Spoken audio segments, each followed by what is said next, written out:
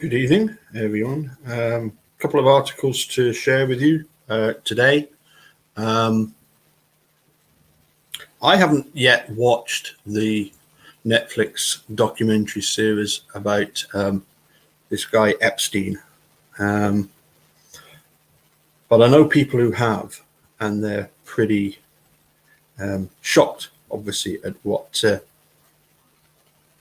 going on, or what had been going on. Let me just check, make sure everything's okay. Yeah, I think so. Indeed. Okay. As I say, pretty shocked at the Epstein case. And you might remember, I'll get the exact date when I look at the article. But certainly it would appear as though Prince Andrew is involved with this guy Epstein, and it would be possibly detrimental to Prince Andrew to agree to going across to America to answer questions about what he got up to with Mr. Epstein. But then on the other hand, we've got Harry Dunn, the motorcyclist who was killed when Anne Secoulis, who is an American, drove out of an airbase in Northamptonshire and decided to drive on the wrong side of the road, and therefore Harry Dunn died as a result. So anyway, let's look at this article, which will explain all. Let's do the old sharing of the screen and make it full screen. There we go.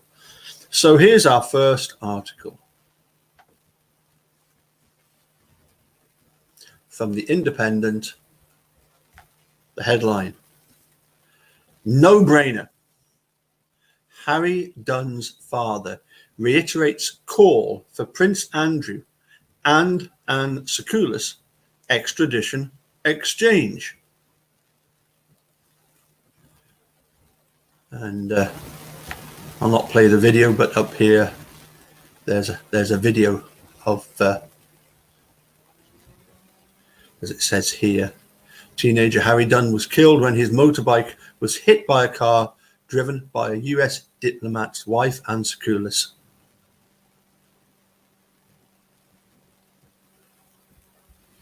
Okay, so let's move on down, see what it says. Harry Dunn's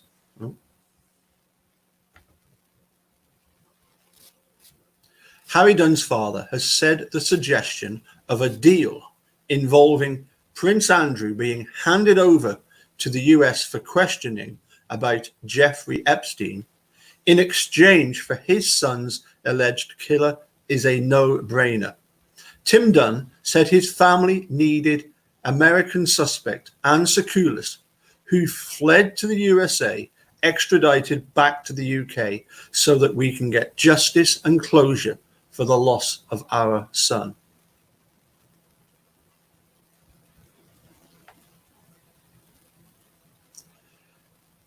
It comes, a bit too far, it comes after it emerged. The US Department of Justice filed a mutual legal assistance, MLA, request to the Home Office for the Duke of York to be made available for questioning as a witness in an inquiry into billionaire paedophile Jeffrey Epstein, according to the reports by The Sun and US broadcasters.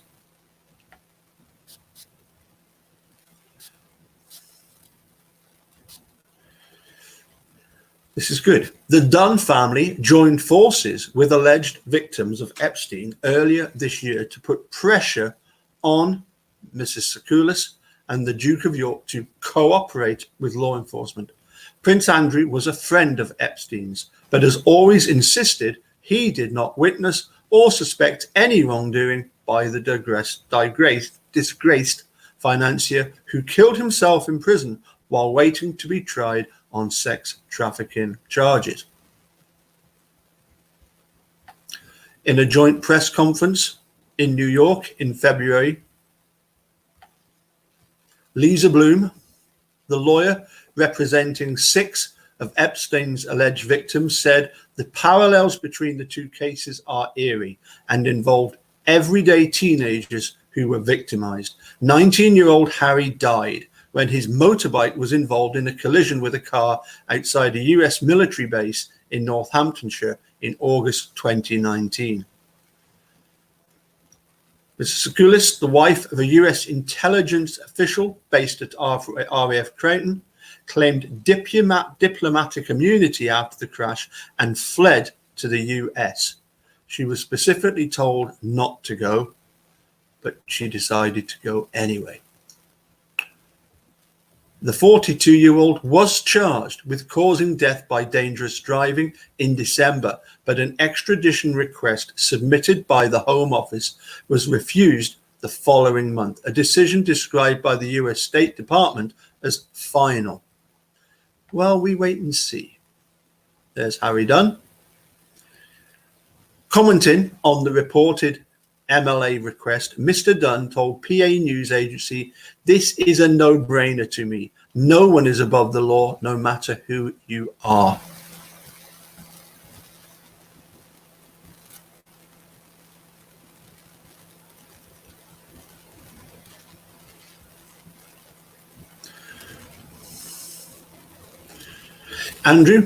Prince Andrew, is clearly wanted over in the US to help achieve justice for the victims of Epstein. We need Mrs.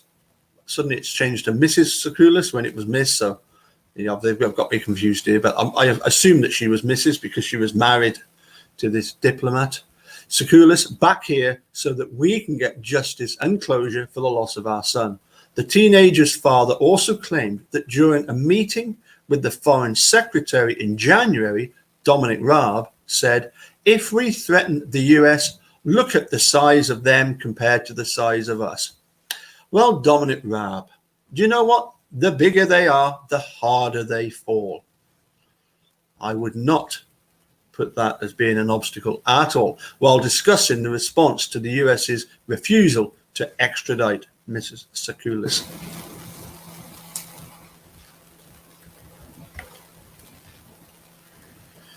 Mr. Epstein, the family's spokesman, Brad Seiger, added, "We entirely support Andrew heading to the US to assist with inquiries over there, but not until Anne Secoulis is back on US soil, having been through the justice system here."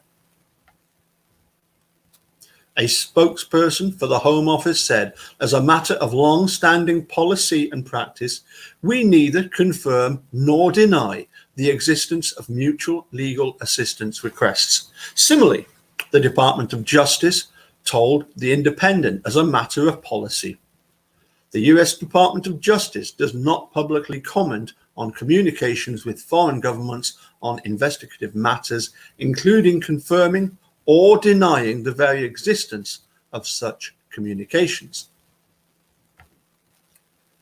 So anyway, hopefully Mrs. or Ms. Secoulis will be on her way back over here, having, nobody says that she deliberately killed Harry Dunn. We know it was an accident. We know she was driving on the wrong side of the road. It happens, yes, but you don't just flee. You don't just run off and then try and say, "Oh, well, I'm very, very sorry, but I'm not gonna pay for what I did." No. And if you remember, the Dunn family were hijacked into trying to get them to meet Anne Secoulis when they visited, I believe it was the White House. Anyway, another article I wanted to share with you, one that I saw just today, which I thought was very good. Just a brief statement by, and hopefully you can see that.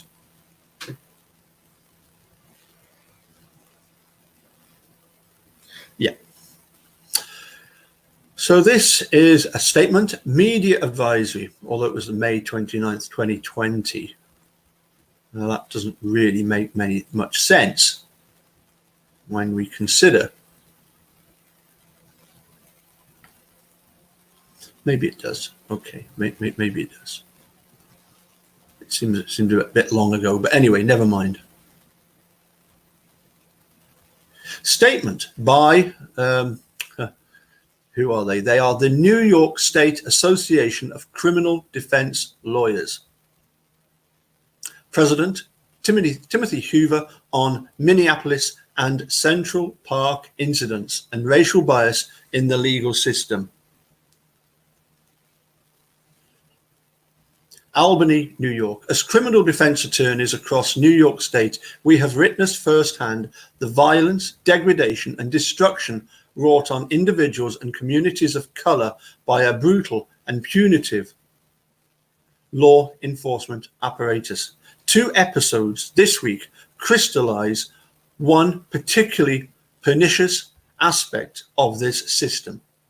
People of color are not afforded the presumption of innocence that is their constitutional birthright. As a result, they are unsafe in every aspect of their lives. The first episode is George Floyd's killing by Minneapolis police. Floyd, like so many, and I hate this word, so I'm just going to leave it out, Americans to suffer extrajudicial death at the hands of law enforcement officers, was denied not only the presumption of innocence, but also every other constitutional right designed to protect his life and his liberty and afford him due process of law.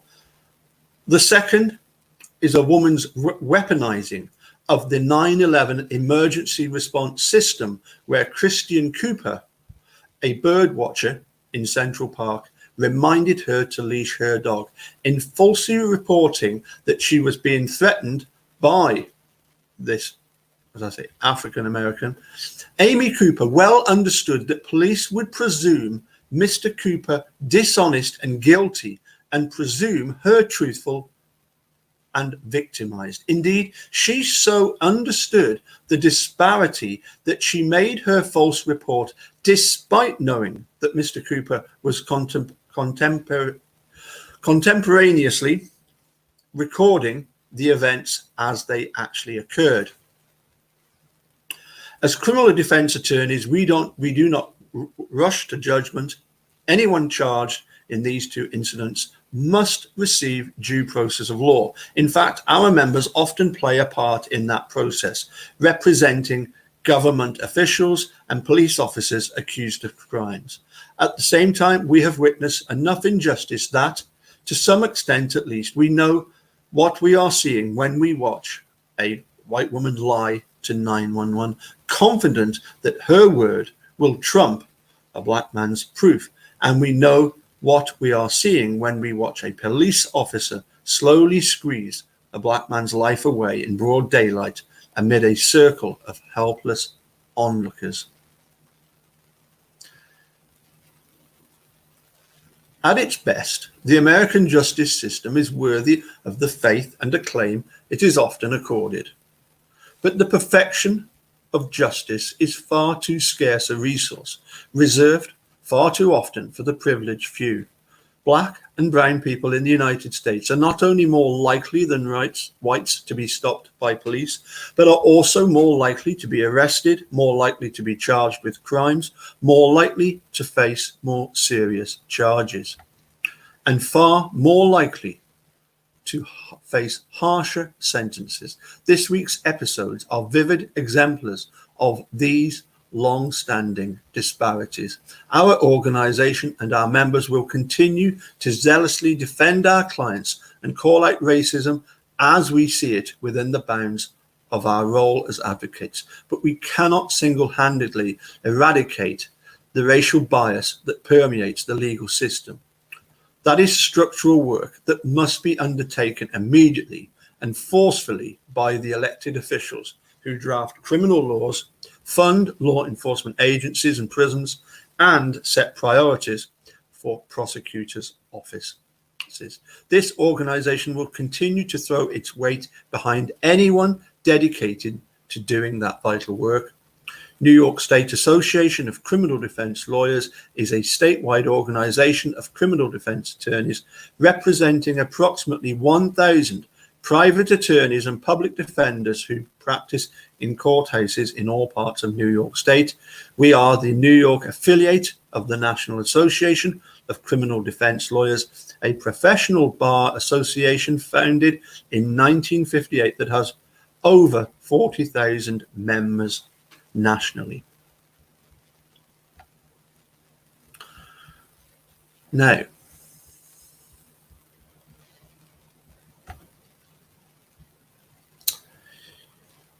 you may recall that, hi Jerome, you may recall that I recently read an article, although it was from 2018.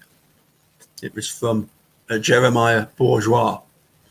And I was quite flabbergasted by his A, his honesty, and B, his humanity and charity. When I actually said to him and messaged him and said, you know, do you think that the George Floyd situation could have been handled better had the authorities not procrastinated in charging Chauvin and the other officers, the other three officers, immediately? That would have helped with the riots. He actually pointed out to me, you know, so this is somebody that spent a lot of time behind bars and has come out the other side much better for it. He pointed out that, you know, he doesn't believe that Derek Chauvin or the other three people deliberately intended to murder to George Floyd. And so basically the tone was, you know, I think everybody needs to calm down a bit and look at things a little more rationally. Yes, if something's been done wrong, I'm reading between the lines, but if something's been done wrong, fine. Have a look at what was done wrong, try and correct it, change things. Anyway, talking about changing opinions. First thing that strikes me, so I'm going to drink of Coke.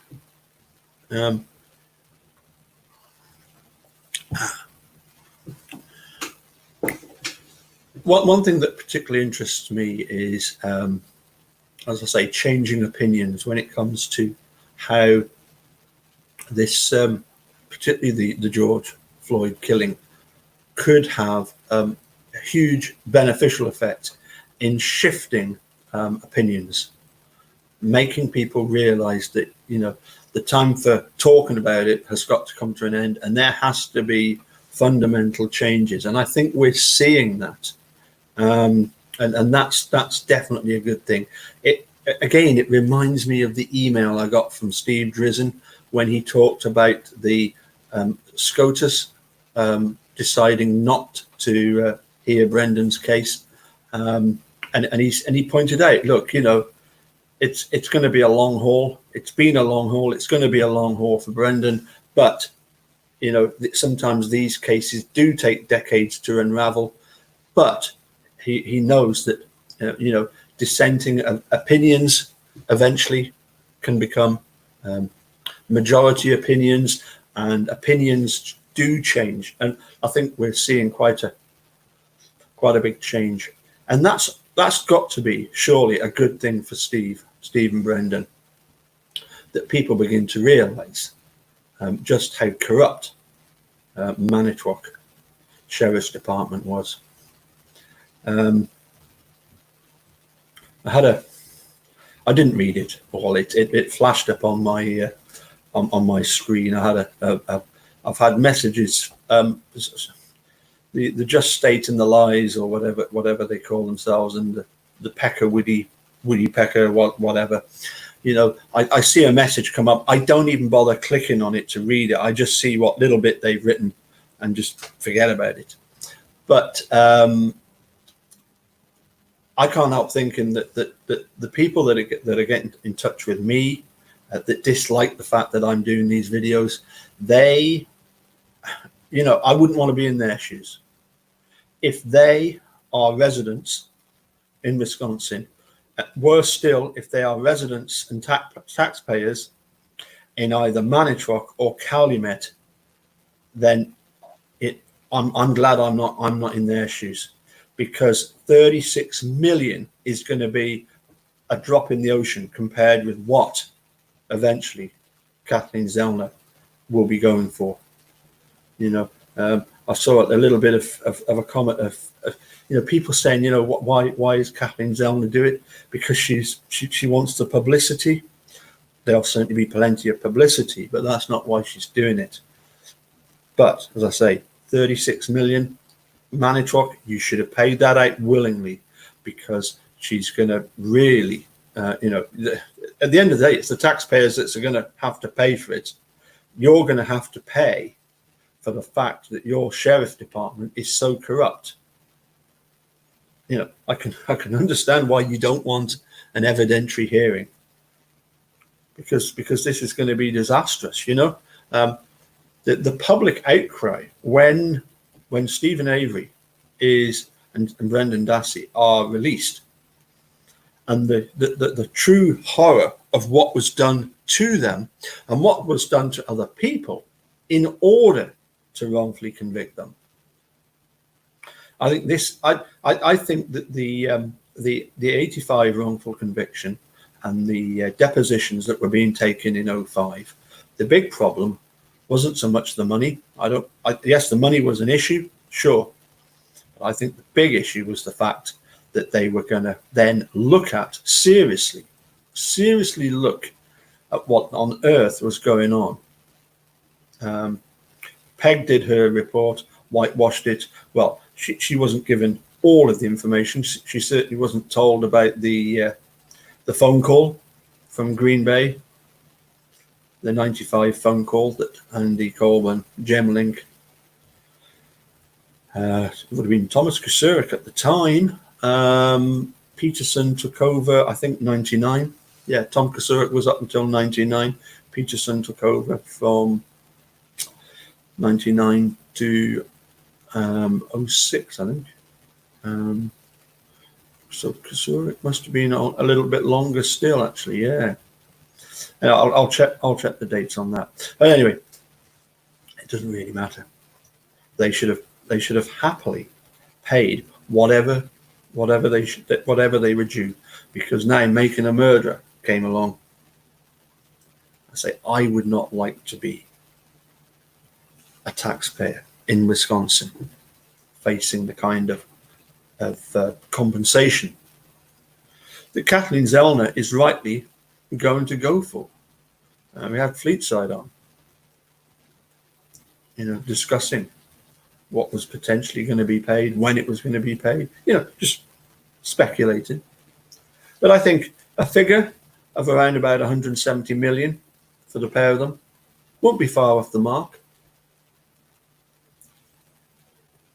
So yes, I can understand why guilters don't wish an evidentiary hearing, because, as I say, it's the exposure of what's going on, the spotlight, the guilters that get in touch. They don't want any spotlight shone on the goings on, the shenanigans over there in Manitowoc. They're as Jerry said, they're the vampires that hide in the shadows. We are the ones that are shining the spotlight on them. They don't like it, and so we keep doing it. Anyway, that's really all I wanted to share with you today. That Anne Sekulis, Jeffrey Epstein article, very interesting. I hope that comes to fruition. As I say, it's when people get together under certain situations, opinions start to change, and then obviously I thought that was very, very appropriate, the way they talked about Amy Cooper and her, as I say, victimization of Christian Cooper, trying to use 911 and her different color of skin as a weapon against him. I believe things are progressing nicely with the a virtual rally. There's been some suggestions made. It seemed to be a good idea. Having intended to join the chat last night, it was late, and we had a lot going on during the day, so I was asleep by midnight, so in no fit state to join any chat, even with the camera turned off. So apologies for that. Anyway, as I say, that's all I've got time for today. We'll catch you all again soon. Anyway, bye for now.